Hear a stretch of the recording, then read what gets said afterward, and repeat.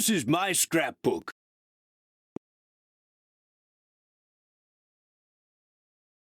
Bertie is a friendly bus who has a firm friendship with Thomas, especially after their great race. Select the bottom photo and press enter if you want to find out who was the winner of Thomas and Bertie's great race.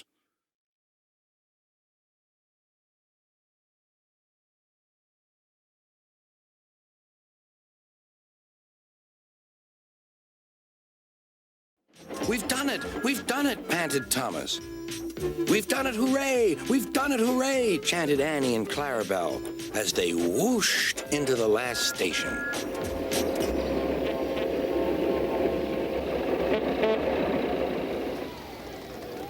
Everyone was there to celebrate Thomas's victory, but they gave Bertie a big welcome, too.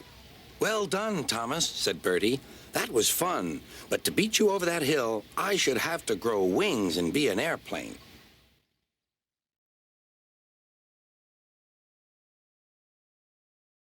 Bill and Ben are twin engines and identical in every way. They like playing jokes on other engines, but will also help out when needed. In fact, once they helped save some workers from a destructive rock slide.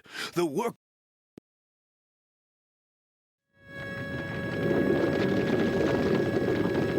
They were just puffing out of the quarry when, "Help! Wait for me!" A workman had been left behind. Ben waited as the man climbed quickly aboard. The twins left the quarry just in time.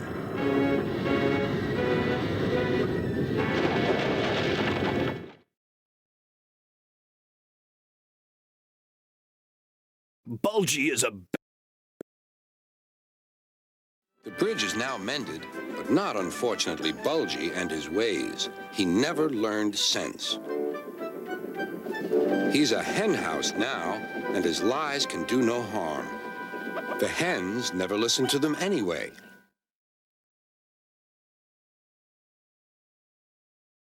Bulstrode is an old, bad-tempered, sea-going barge.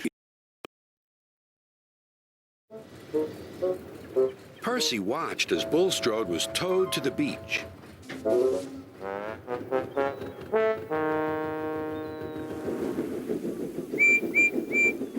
There you are, said the workman. Now you can just stay here. Children can play in you all day, and at long last, you'll be useful.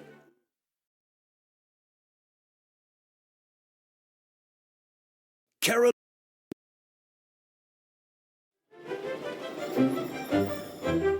I have to attend my wife's birthday party and I cannot be late. Please give me a lift. I'll try, sir. But Caroline didn't like going fast. I'm hot. My engine will overheat. And it did. Told you so, said Caroline sadly. Bother, bother.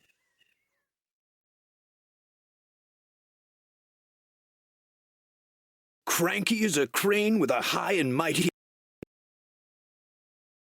And it wasn't too long before Cranky was upright again and clearing the wreckage. At last, all the engines were free. Oh, thank you, said Gordon. What would I have done without you? Well, I had to be rescued before I could help you. But I never thought it would be by a couple of Cranky was about to say bugs, but he quickly corrected himself. Small engines, thank you. I'll never be rude again. However, you two mites are in my way, so move over. Pa, said Percy, he's back to bugging us. Don't move! You're still attached to Cranky. But it was too late.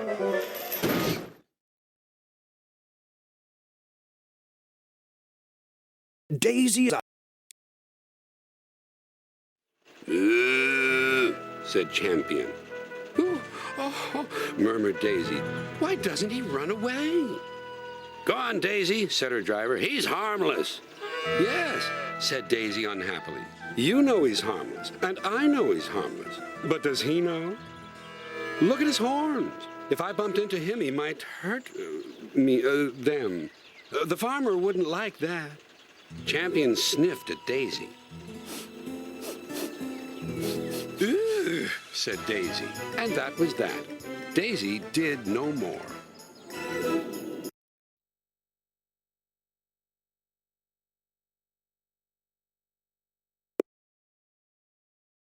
Donald and Douglas, I hear that your work in the snow was good. You shall have a new coat of paint. The twins were surprised. Thank ye, sir. But your names will be painted on you. We'll have no more mistakes. Thank ye, sir. Does this mean that the both of us? Sir Topham Hatt smiled. It means, but the rest of his speech was drowned in a delighted chorus of cheers and whistles.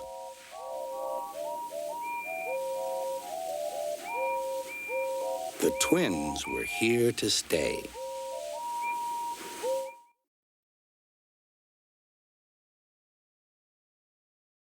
Duck is a cheerful and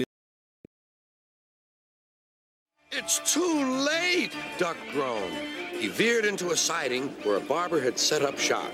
He was shaving a customer.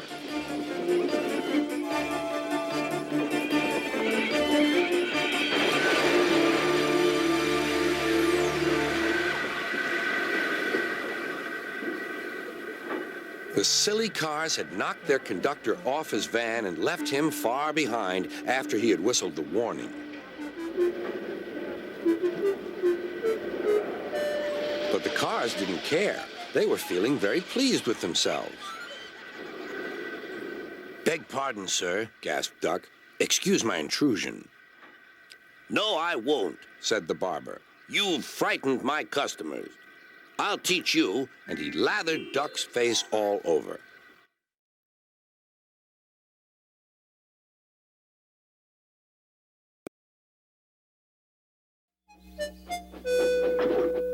I'm ready, said Edward. No good, grumbled Gordon. They pulled and pushed as hard as they could.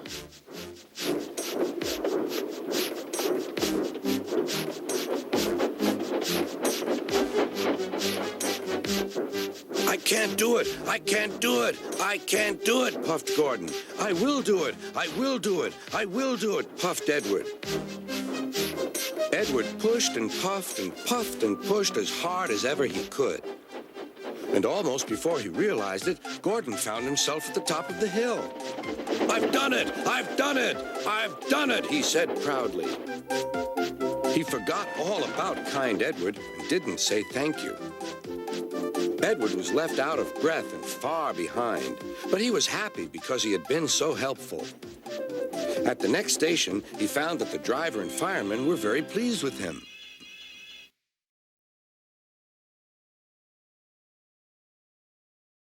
George is a grumpy steamroller who is... I'll show him who's boss. At last, the workmen reached the level crossing. What shall we do here? Tear it up, tarmac it, said George.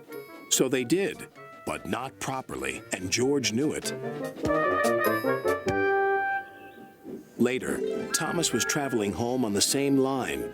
He was pulling freight cars filled with vegetables.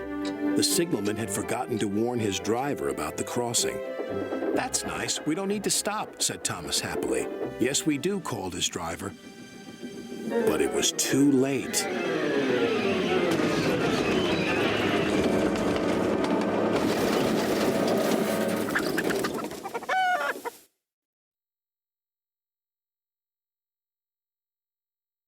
Gordon is the senior member of my engine family, the fattest.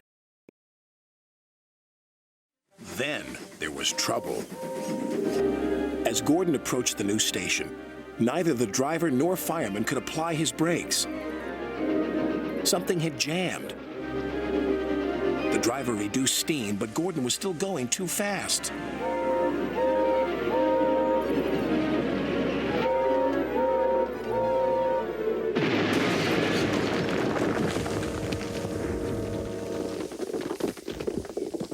Help me, please. In a railway family, Harold can hardly avoid having a high profile. He brings a welcome spot of death. Soon Percy's fire was burning well. He felt warm and comfortable again. Then he saw Harold.